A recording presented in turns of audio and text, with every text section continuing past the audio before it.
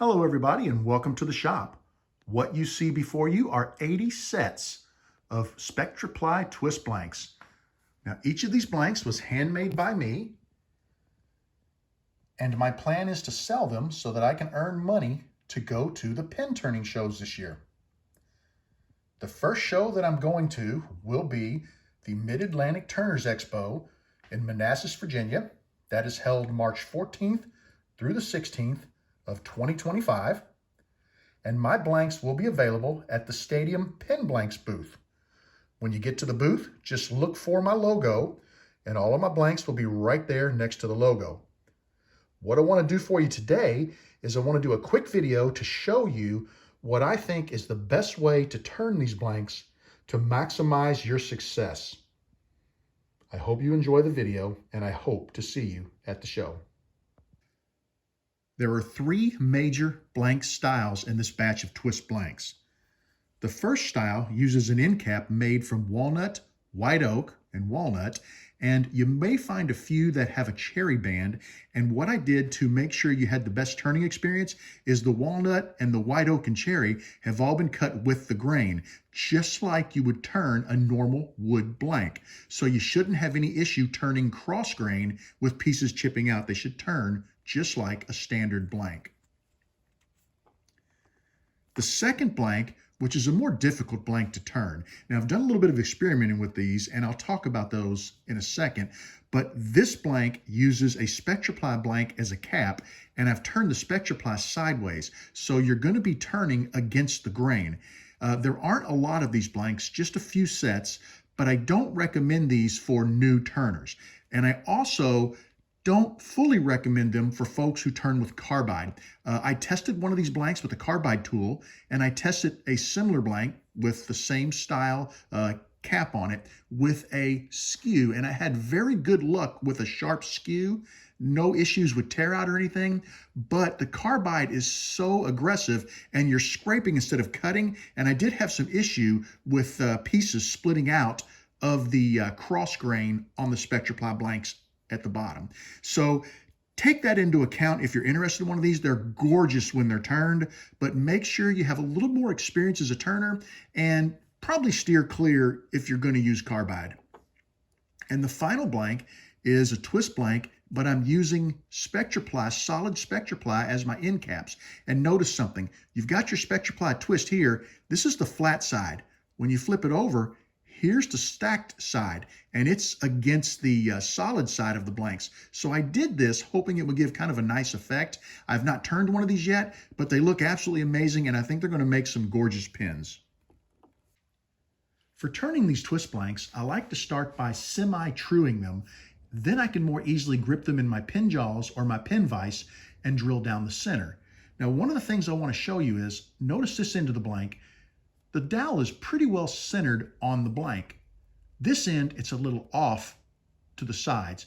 That's not going to hurt anything, because if you look at the stripes, how they line up, they align perfectly on both sides. So what that means is, as long as you drill that dowel, you chase that dowel and drill it out of the center of the blank, it will be perfectly centered regardless of the tube you put it on. So what we want to do is, for truing it, I like to start by using a punch, and I find the center of the dowel, and then we'll punch the center of the dowel at both ends of the blank.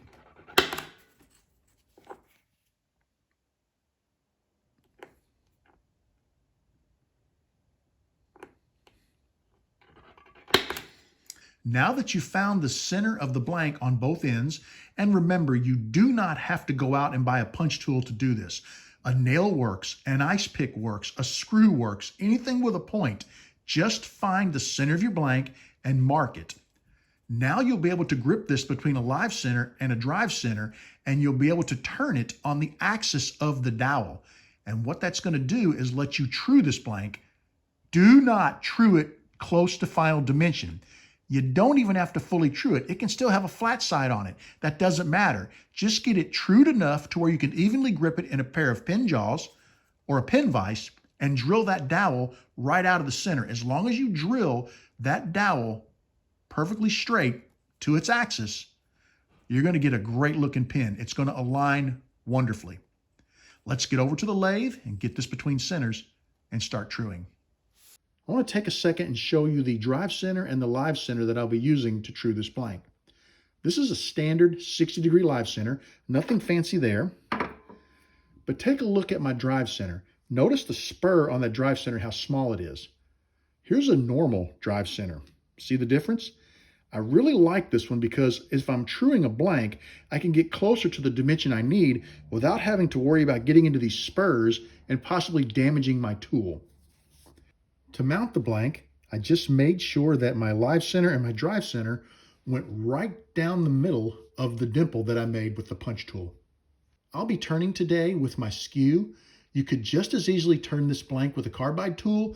However, if you happen to have this style blank where you're turning against the grain, I would recommend avoiding carbide and using skew for this particular blank. Remember, we're only going to rough true this blank. It does not have to be perfectly round or fully round for us to grip it and drill it.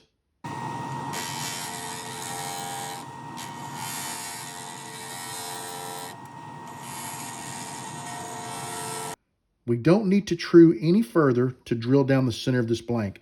You can see it's nice and round on this side.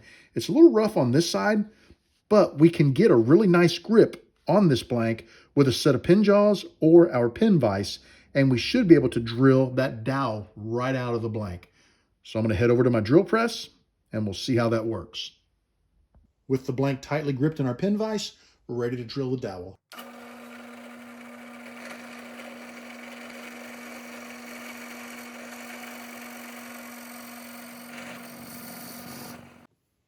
We ended up with a nice hole right down the center of our blank. If you put the tube in there, look how tight of a fit we have. That's excellent. There was a tiny bit of chip out on this end. That's not going to be a problem. Nice tight fit with the tube. And it's not going to be a problem because the tube is shorter than the blank and we have to remove some of the blank anyway. So let's go ahead and get our tube glued into our blank so we can begin turning. I've got my tube glued into my blank. And what I did to kind of help the process, might be hard to see, but there's a mark there and a mark there. I laid my tube on top of the blank and marked it so I could use this outside reference to kind of help me with my pin insertion tool to know how far into the blank to push the tube. I'm going to head over to my disc sander and I'm going to square both ends of the blank and we'll be back at the lathe to finish turning. I'm swapping out my spur drive in the headstock with a standard 60-degree drive center. And the reason why is we're going to use turn between center bushings.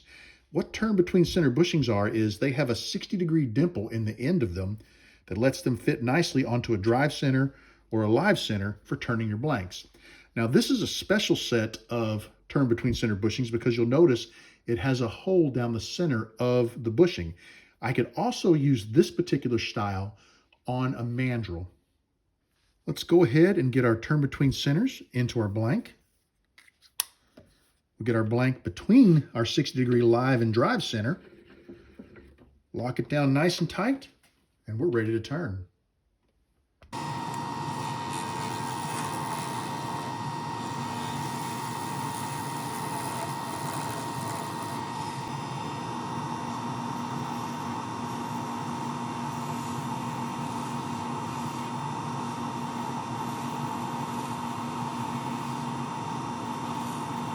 I finished turning the blank, happy with how it looks.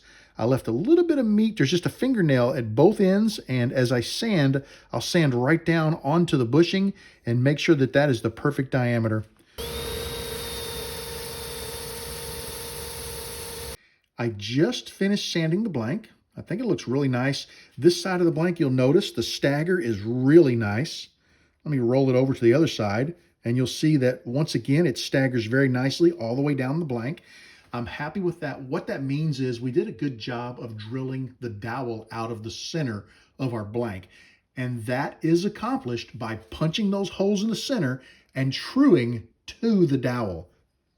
I'm going to go ahead and get this swapped over to some nonstick bushings, clean it with a little denatured alcohol, and I'll go ahead and finish it up. And I'll come back and show you what it looks like when I'm done. Here's a look at the blank post-turning. I'm not going to put this one into a kit because I just don't have the spare kits, but I love how this blank turned out. thank you for watching this video. I really hope you enjoyed it and found it useful if you decide to purchase and turn a SpectraPly twist blank, or if you decide you want to make one. I do have plans on my Etsy store. After the Manassas, Virginia show, the Mid-Atlantic Turners Expo, which will be March 14th through 16, 2025, I will list my blanks for sale at my Etsy store. In the meantime, I'm not going to list them just yet because I'm taking them to the show to sell to try to offset the cost a little bit. So if you buy one or if you make one, this video will show you how to turn them to get the best results. And I guess I could show this thing. There we go. Let me roll it over. Look at that. Isn't that beautiful? They're just gorgeous blanks. I love making them. I love turning them. And whether you make one or you buy one, this video is the key to how to get the best results. Thank you so much for joining me in the shop today. I want you to know that you are always welcome in my shop, and come out and see me at Mate in Manassas, Virginia. Take care and have a great evening.